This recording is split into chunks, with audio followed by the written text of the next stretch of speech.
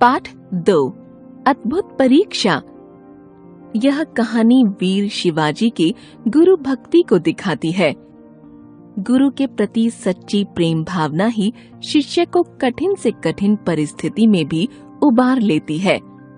वह अपने गुरु से प्राप्त दृढ़ निश्चय व आत्मविश्वास के बल पर सफलता की ऊंचाई को छू लेता है। गुरुजी अपने प्यारे शिष्य शिवा को महान बनाना चाहते थे। उन्होंने शिवाजी को पढ़ना लिखना, तलवार चलाना, घोड़े पर चढ़ना, युद्ध भूमि में घोड़े पर सवार होकर तलवार चलाना आदि सिखाया था। अपने शिष्य की वीरता देखकर गुरुजी मन ही मन प्रसन्न थे। वे समय समय पर कई प्रकार से शिवाजी की परीक्षाएं भी लिया करते थे। ये परीक्षाएं आज की तरह परीक्षा हॉल में बैठकर लिखने वाली नहीं होती थीं, बल्कि असाधारण चुनौतीपूर्ण होती थीं। उनमें सफल होना साधारण बात नहीं थी। एक दिन शिवाजी अपने गुरुजी के पास आए। गुरुजी दर्द के कारण कराह रहे थे। उनकी दशा देखकर शिवाजी व्याकुल हो उठे।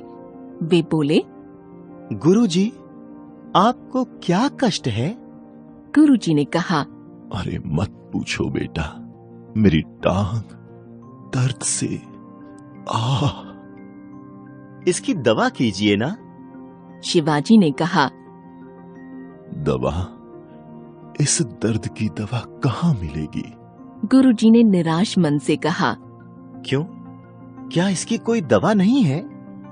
शिवाजी हैरान होकर बोले, है क्यों नहीं रे शिवा, लेकिन लाएगा कौन? गुरुजी, वह कौन सी दवा है?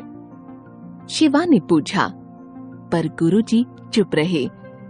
शिवाजी के बहुत मिन्नत करने पर गुरुजी ने बताया, बेटा, इस दर्द का इलाज केवल शेरनी के दूध से हो सकता है, लेकिन वह मिलेगा कैसे? शिवाजी थोड़ी देर चुप रहे। कुछ सोचने के बाद उठे और फिर बाहर की ओर चले गए। शाम हो रही थी। जंगल सुनसान था। शिवाजी दबे पांव शेरनी की मांद को ढूंढते हुए घने जंगल में पहुंच गए। उनकी आंखें शेरनी को ढूंढ रही थीं और मस्तिष्क विचार कर रहा था कि शेरनी मिल भी गई तो दूध कैसे मिलेगा? यदि दूध न मिला तो गुरुजी की दशा और बिगड़ जाएगी। गुरुजी का ख्याल आते ही वे दुखी हो गए और आगे चल दिए। अचानक उनकी नजर शेरनी पर पड़ी। वह अपनी गुफा में प्रवेश कर रही थी। शिवाजी गुफा के दरवाजे पर पहुंच गए। एक बार मन में थोड़ा सा भय उत्पन्न हुआ। वे सोचने लगे, न जाने गुफा में कितने शेरनी के शावक हों। क्या पता शेर भी हो, अंदर ना जाने क्या हो। दूसरे ही क्षण उन्हें गुरु का कराहता चेहरा याद आया। उनके मन में जोश आ गया। तब तक शेरनी गुफा में आ गई। उसके 2 छोटे बच्चे उसका दूध पीने लगे। शिवाजी ने उसे ध्यान से देखा और हाथ में थमा बर्तन संभाला।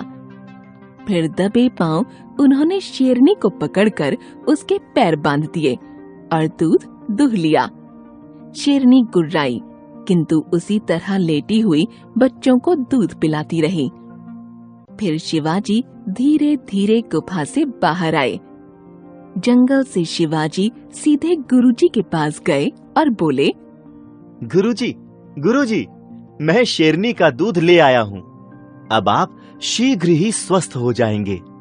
शिवाजी की बात सुनकर गुरुजी ने दांतों तले उंगली दबा ली। उनका गला भर आया। बोले, शेरनी का दूध? अरे, तू सचमुच ले आया?